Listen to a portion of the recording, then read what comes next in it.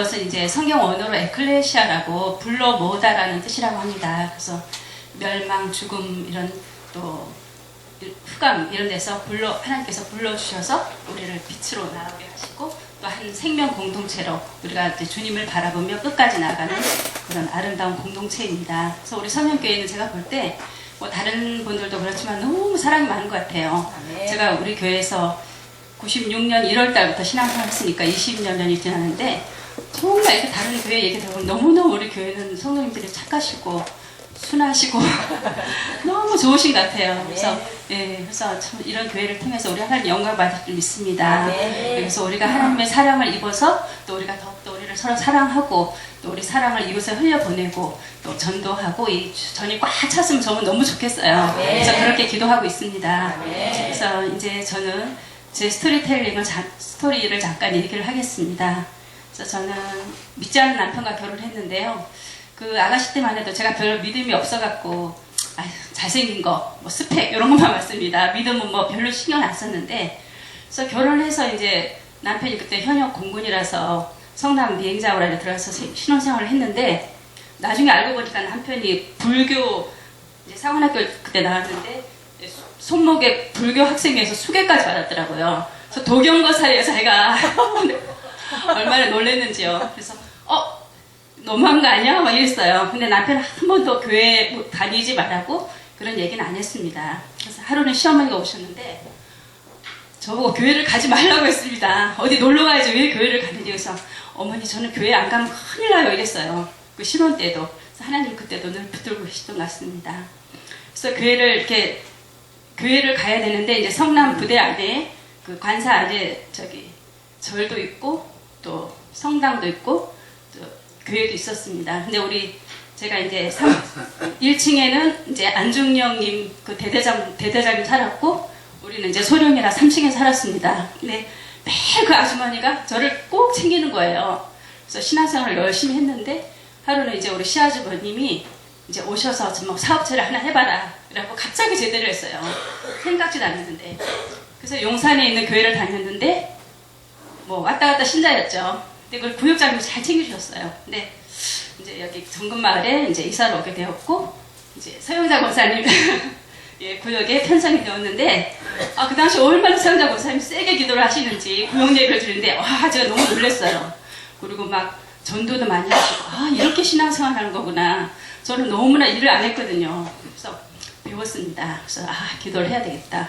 주의를 해야 되겠다. 그때부터 이제 일을 하고 또 새벽기도 나오고 금요철에도 안 빠지고 이렇게 생활했는데 2004년도까지는 거의 그러니까 믿음이 약했던 것 같아요. 제가 볼 때. 그래서 항상 기도할 때 하나님 이렇게 해주세요. 이렇게 해주세요. 이런 기도만 했던 것 같아요. 그래서 이제 아들이 고3이 드디어 됐습니다. 기도가 바뀌었습니다. 이제. 그래서 아들이 그때 가군, 나군을 이제 원서를 넣는데 우리 남편이 한 번도 교회를 잘 안 나온 사람이 가군에 있는 대학에 합격을 하면 등록을 하겠다는 거예요. 제가 얼마나 좋았겠습니까? 그동안 기도를 얼마나 했는데요. 이거 진짜 이거는 대박이다. 그래갖고 제가 새벽기도를 계속 나왔는데 남편이 따라 나온 거예요, 새벽에. 그래서 이거 하나님 100% 합격시켜주겠구나. 그래서 기쁨으로 막 기도를 했는데 수능날 아들이 설사가 나온 거예요. 수학문제, 부문제 못 푸는 거예요. 그래서 가군에 불합격했죠. 그래서 이제 낙원에 있는 대학교로 흑석동대학교 갔습니다. 남편이 그날부로 교회를 이제 끊는 거예요, 이제. 하나님이 어딨어? 이러는 거예요. 내가 교회를 다니는데 하나님 나 미워하는가 보다. 나를 안 만나봐. 이러는 거예요. 그래서 제가 또 얼마나 울었는지 그날부터 이제 2달을 울었습니다. 여러분은 잘 모르실지만 제가 이제 2005학년이 됐죠. 이제 아들이 중앙대학교 들어가고 저는 이 자리에 앉아서 한 번은 박영희 목사님이 설교를 하시는데 제 처지와 비슷한 설교를 하시는 거예요. 그래서 제가 이제 터졌어. 울음이 터져가지고 막 기침을 하는 척하고 밖에 나가서 한참 울고 들어왔습니다. 그래서 그날 이제 마음이 좋지 않아가지고 집에 가서 이제 성경책을 딱 읽는데 시편 40편 5절이 눈에 확 들어오는 거예요. 내 영혼아 내가 어찌하여 내 속에서 낭망하여 하는고 너는 하나님을 바라라. 그 얼굴을 보시는 하나님을 오히려 찬송하리로다. 그 말씀이 제 영혼을 정말 감싼 거예요. 그래서 너무 놀래가지고 또 읽어보니까 11절이 또 있어. 43편 넘어가니까 또 있어요. 이제 그 말씀이 저한테 확신이 심령에 꽂혔습니다. 그날 그 시간부터 저는 이제 눈물이 말라서 없어졌어. 이제 기쁨으로 바뀌었습니다. 심령이. 아, 하나님이 하시겠구나. 나는 여태까지 너무 내 위주로 이렇게 기도를 했고 정말 하나님은 따라와 달라는, 하나님을 설득하는 기도를 했구나. 나는 정말 이렇게 믿음 생활을 잘 못했구나. 그런 마음이 들었습니다. 그래서 그날부터 기도가 바뀌었습니다. 이제 하나님께 맡기는 기도. 제가 제 뜻대로 하나님 이거 해주세요, 이거 해주세요. 저는 잠깐 근시안적으로 기도하잖아요. 그죠? 1년 후에 하나님은 너무 미래를 보고 계셨던 거예요. 그래서 이제 막 회개를 하고 그날부터 이제 기도가 깊이 들어갔습니다. 그래서 금요철야를 그때 계속 다니면서 하나님도 만났고 말씀으로 응답 주시고 하나님께 참 많은 교제를 나누었어요. 이제 깊어진 거죠. 저 나중에 알고 보니까 하나님은 저를 훈련시키기 위해서 아들을 사용하셨던 것입니다. 그게 2년 좀 넘었죠. 그래서 저희 믿음은 한 단계 업그레이드 되었습니다. 그게 바로 하나님의 축복이었던 것입니다. 뭐 학교를 가고 안 가고 문제를 떠나서 하나님은 제가 믿음이 아직까지 연약하니까 제 믿음을 더 성숙시키려고 그렇게 2년을 뺑뺑이 돌리신 거예요. 나중에 느꼈습니다. 그래서 이제 막 울면서 그래서 하나님에 대한 확신이 생겼고 이제 하나님이 일하심을 보게 되었습니다. 그 아들이 이제 홍석동에 있는 대학교를 다니는데 얼마나 공부를 안 하는지 1, 2학년 때는 거의 유급 아주 직전. 아유, 공부를 안 하고 성적표도 어디 친구 집으로 보내갖고 저는 한 번도 본 일이 없어요. 저도 어떻게 친구 집에 갔대요. 근데 3, 4학년 때도 집으로 오더라고요. 3, 4학년 때는 거의 만점. 얼마나 또 공부를 열심히 했는지. 그러니까 애가 군대 가서 변화가 됐습니다. 군대 가서 세례도 받고 좋은 말씀도 듣고 또 이렇게 믿음도 들어가고 또 거기서 하나님께서 어떻게 일하시냐면 우리 아들이 이제 남편이 계급이 좀 있으니까 저는 좋은 데로 빠질 줄 알았어요. 빠질 줄 알았는데 이거는 우리나라에서 두 번째로 열악한 부대. 영하 30도 올라가는 사이트, 산 꼭대기. 경기도의 제일 높은 산. 아유. 그래서 제가 한 번은 그 여름 때 올라가 보니까 이게 병사가 운전을 하려면 3시간을 돌아야 돼. 너무 높아서. 매일 돌아야 돼요. 한 번 사고가 났다 그러더라고요, 그때. 그래가지고 올라가니까 한여름인데 춥더라고요.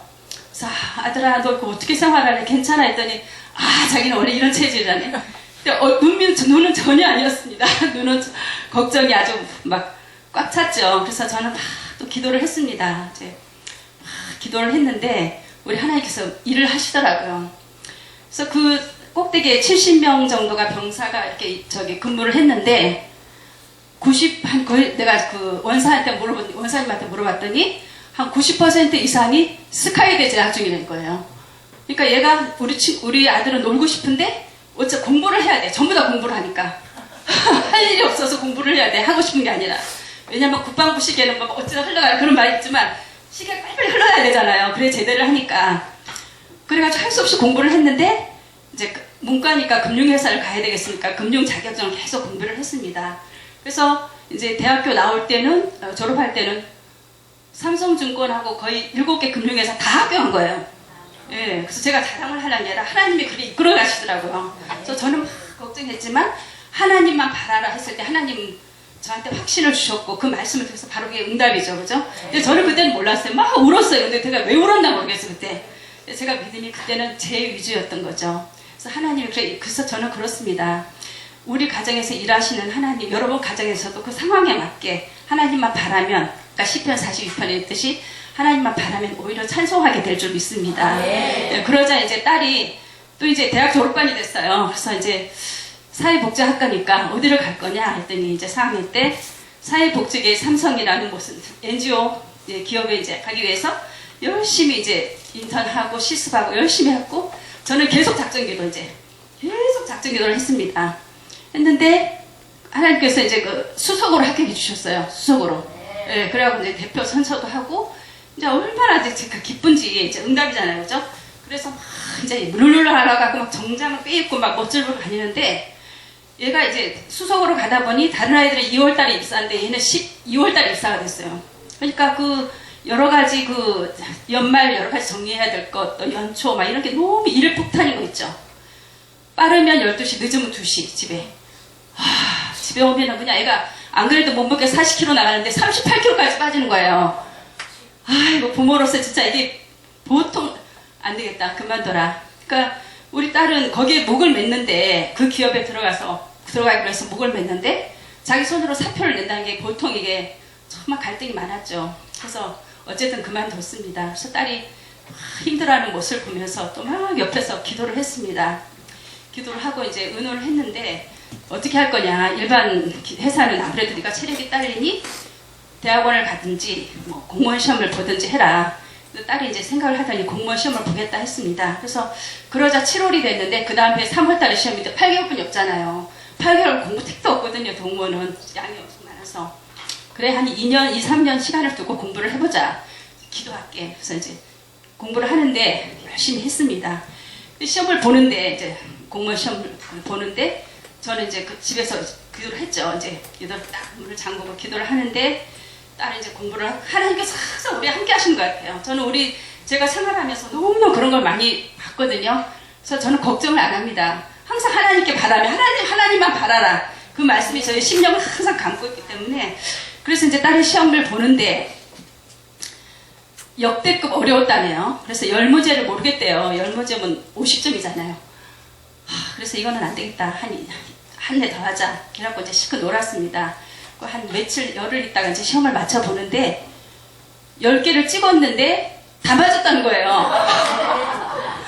이게 뭐야 이거 어떻게 된 거야? 막 그랬더니 그때서 얘기를 하는 거예요. 딸이 엄마 내가 시험을 보는데 열문제를 도저히 모르겠대.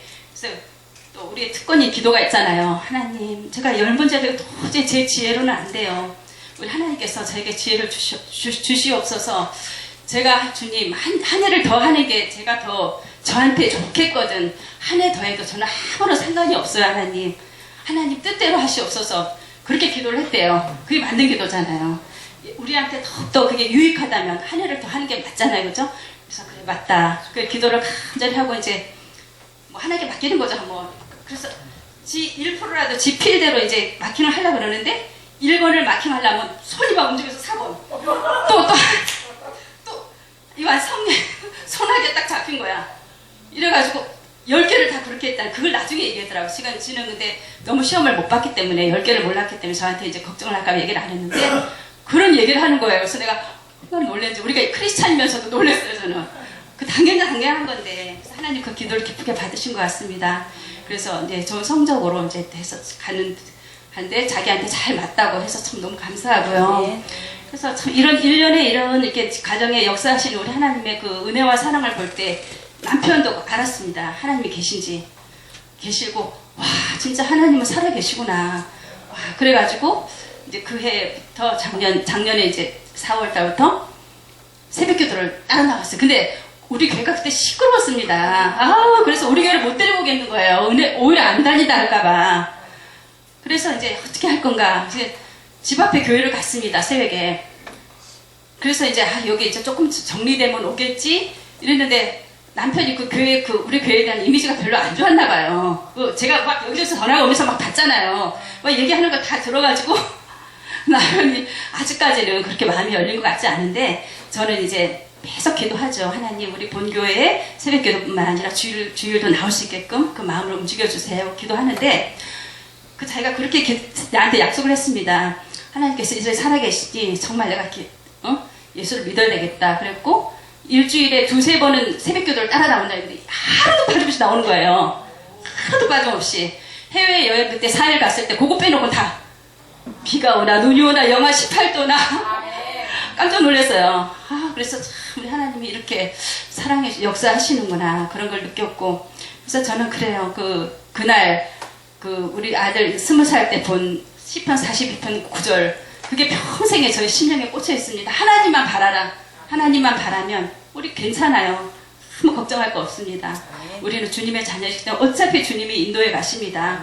그래서 주말에 제가 산에 이렇게 올라갈 때 살 뺐다고 막 올라가잖아요. 뻘뻘거리고 올라갔을 때 그 하나님의 그 시원한 바람이 우리한테 이렇게 감싸주는 거 그걸 보면서 저는 시편 104편을 또 생각이 났습니다.